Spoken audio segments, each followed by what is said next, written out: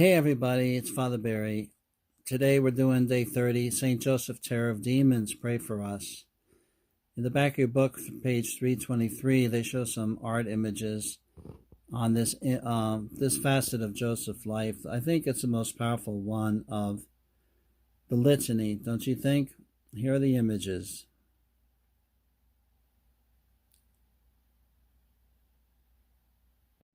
Hi there, it's Father Barry. And day to day with St. Joseph. And it's March 17th, a Wednesday.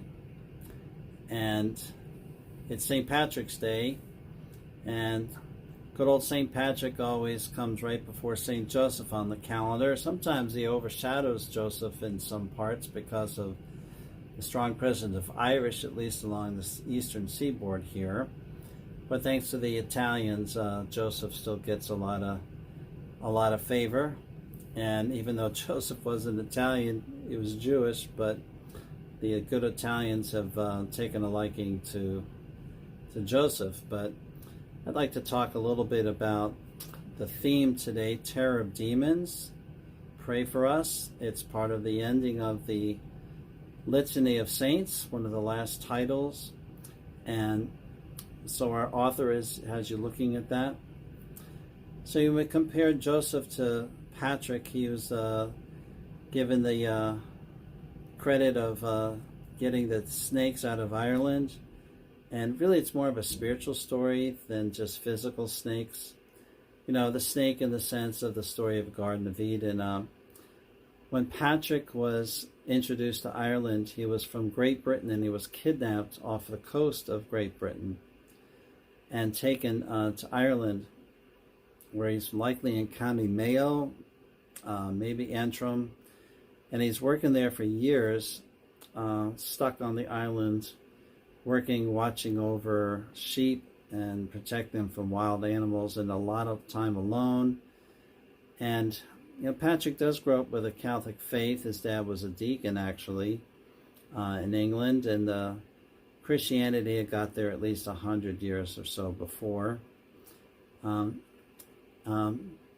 Was Patrick a very serious Catholic at that time? We don't know, but he eventually gets in a position where he has to pray. He has to pray and rely on God. And as he gets more mystical with God and close, he then hears from God that he needs to go and be led to a place of rescue. For 200 miles he marches to the coast, where he gets on a ship, and the ship takes him back home to Great Britain, and he's reunited with his family. Compared to Joseph, he was dreaming, he was mystical, he was a prayerful man, he was listening to God's lead.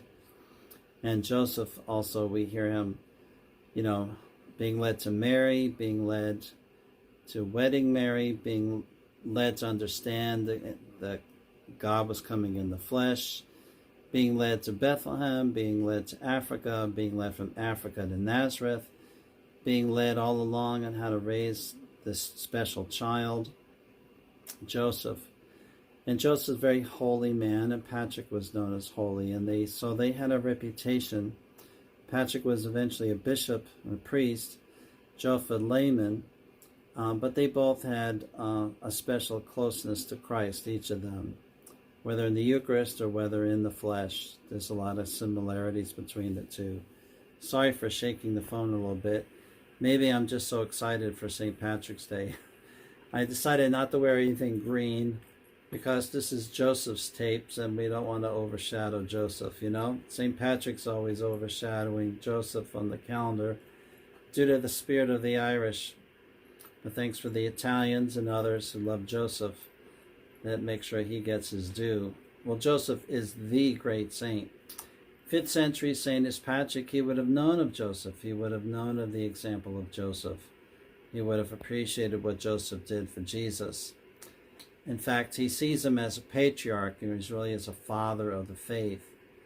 And so Patrick is borrowing from Joseph when he's growing in his Catholic faith, when he's studying to be a priest, when he's going back to Ireland to work as a missionary. He's borrowing from Joseph all along. Now, of course, that means Jesus, right? Jesus is the source of everything.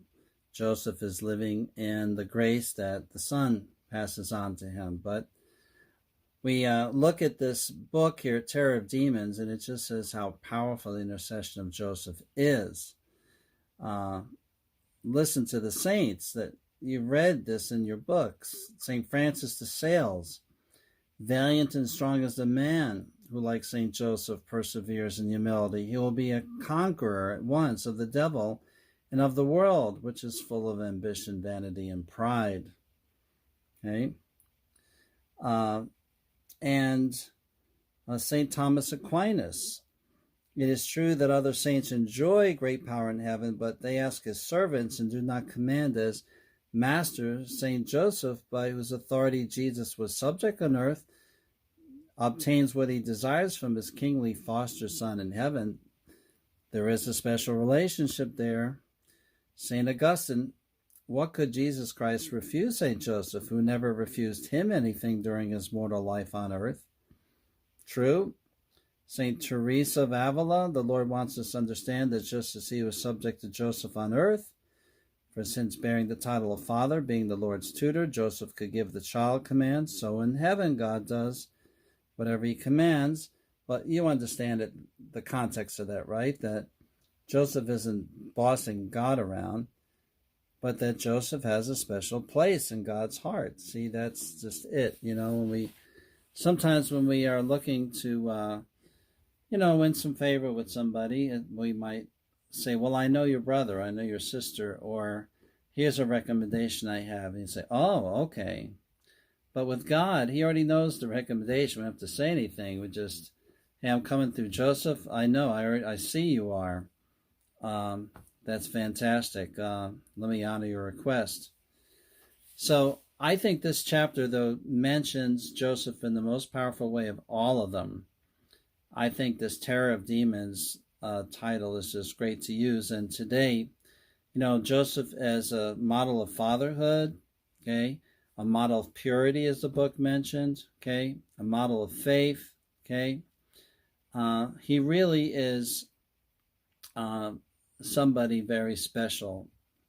And so we need to call on him, And I think Pope Leo XIII especially was saying that while Satan is unleashing all kinds of filth, immodesty, and impurity on the world, we need to get into what God's favoring us with in the saints, like Mary and Joseph.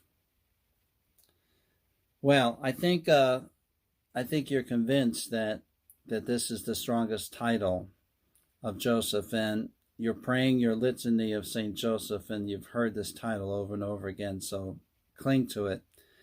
Now, there's still some time for me to go back to St. Patrick's Day and go to some humor, because every Irishman likes to get a giggle out of people. So here we go. Hold on, I gotta tell some Irish jokes, and I had to put a little green on just for a second here, okay? So Finnegan's getting married. He tells his boys, hey, guess what? I'm getting married. And they say, that's great. Is it Helen? He goes, no, it's not Helen. Is it Deirdre? He says, not Deirdre. Well, who is it then? It's Sophia. They said, Sophia, the Italian girl, what are you marrying her for? You're Irish. He goes, well, I love her. He says, oh, dear. He says, so when's the wedding? He goes, it's in March. He says, oh, great. So at least you picked St. Patrick's Day for the wedding. He goes, no. He says, March 19th, I picked St. Joseph's, for the Italians. They said, that's awful. And they said, well, at least you have an Irish priest doing it, right? He says, well, I got the priest from the local parish, the Irish parish. They said, oh, really? And he says, no, O'Reilly. And that's the joke. Oh my gosh. So let's see. Kevin is in a pub, and he's doing his act with he's a ventriloquist, okay, with the dummy, and he's up there, but he's telling jokes that insult the Irish, because the Irish can insult the Irish. They're entitled, right? And it's funny. But Sean doesn't think it's so funny. After 2 pints, he's taken offense. And he shouts up at the stage, "Hey, you out there," he says, "that's enough." He says, "I want you to come outside and we're going to settle it with fists, okay?" And Kevin's kind of scared because that guy Sean is huge. And he says, sir, I don't think it has to go that far. And Sean says back, "I'm not talking to you. I'm talking to that little fella on your lap." All right, one more. Timmy O'Shea's, he's in Dublin at the university giving a lecture on Catholicism and St. Patrick. And after he's done, he takes questions, and Gunther says, he's a fundamentalist Christian, and he says, "I want to say that there's no way that St. Patrick could have drove the snakes off of Ireland. Do you agree or disagree with me?" Timmy O'Shea says, "I agree with you, sir. I agree with you." And Gunther says, "So you admit it. You admit it." And Timmy O'Shea says, "Of course I admit it. St. Patrick driving the snakes off of Ireland. First of all, there were no motor cars back in the 5th century. Second of all," he says, "if he was going to take the snakes off of Ireland, he would have done it by boat."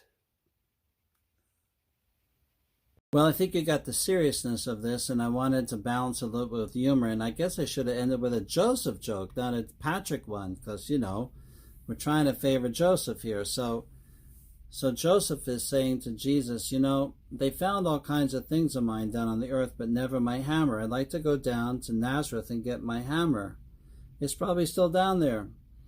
And so Jesus says, "Whatever you wish, Joseph, I want to answer it, so go right ahead. I have a new angel here, Hal, a new angel named Hal, and he will take you down there and honor your request. Hal, take him down to Nazareth."